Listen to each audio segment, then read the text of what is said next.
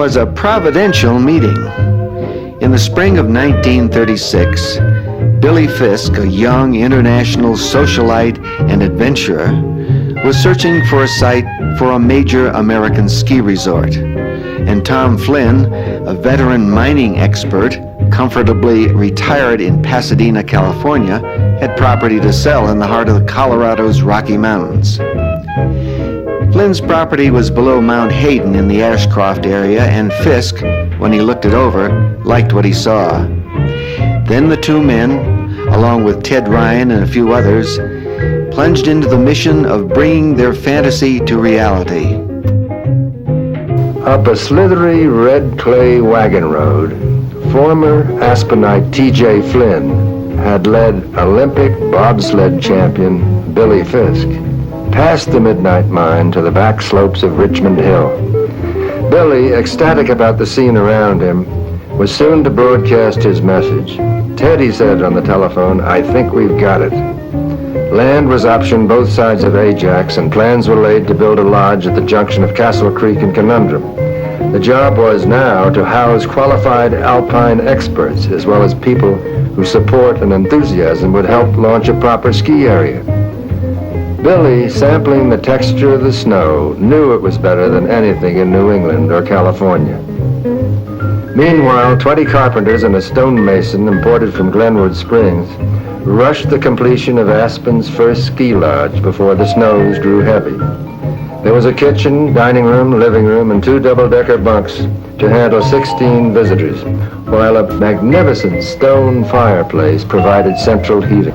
The lodge was formally opened on December 26, 1936, with a group of visitors from Denver. Later visitors enjoyed Aspen's first ski lift, a 4-horse sleigh driven by the grand old man Bill Taggart. It was 50 cents a ride up to Little Annie, where they would don skins and climb to the top of Richmond Hill, bushwhacking down through Turtle Lot to Aspen, or skiing home for slalom practice on a slope which Billy and I had cleared by hand.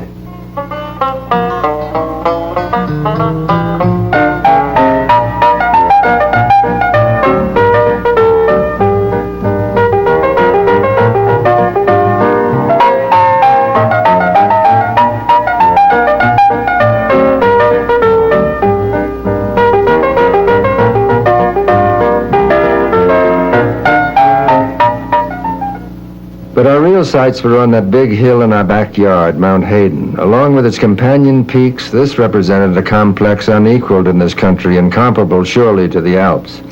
We dreamed of a tramway system rising from the town of Ashcroft, a complete village there, and a network of trails dropping from the snow bowls above to the timbered valley below. A dream that was not to be realized.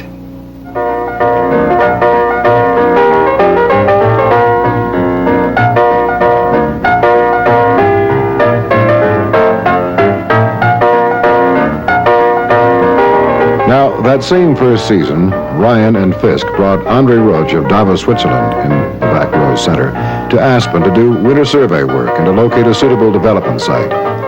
They worked with Frank Willoughby, a local miner and surveyor, and Roach concluded that the Aspen area, particularly Mount Hayden, was indeed the place. At the suggestion of Fiske, Roach gave free ski lessons to townspeople, helped organize the 100-member Roaring Fork Winter Sports Club, now the Aspen Ski Club, laid out the 2-mile-long Roach Run Trail on Aspen Mountain, and urged that a ski tow be built to serve the lower portion of Roach Run. During this time, Flynn was especially active in promoting Aspen skiing across the country. He was assured by the War Department, now the Department of Defense, that the Aspen area would be considered as a site for training soldiers for the war that was brewing in Europe. While Flynn was traveling widely in the United States, Billy Fiske had an international itinerary. A graduate of Cambridge University and married to an English countess, he split his time about equally between England and America in the investment banking business, staying close to St. Moritz in winter, where he was a sports hero. He refused to participate in the 1936 Olympic Games in Germany because of his hatred for Hitler and the Nazis. Going further, he made a pact with his English friends that if England and Germany went to war, he would join them in their defense of Britain. Billy Fiske kept that promise. In 1939, Fiske became the first American to join the Royal Air Force and served as a Hurricane fighter pilot during the Battle of Britain. He was also the first American pilot to be lost in the war, when he died of injuries August 17, 1940. For Aspen today, the most appropriate words about Billy Fiske were carried in his obituary in the Aspen Times 53 years ago. It read, "Without Billy Fiske, Aspen would still be back in the hills as far as international attention is concerned."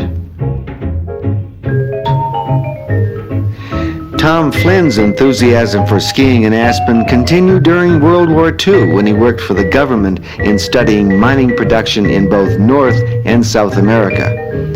He died in Fresno, California, May 23, 1950, knowing that his dreams for Aspen were finally taking shape.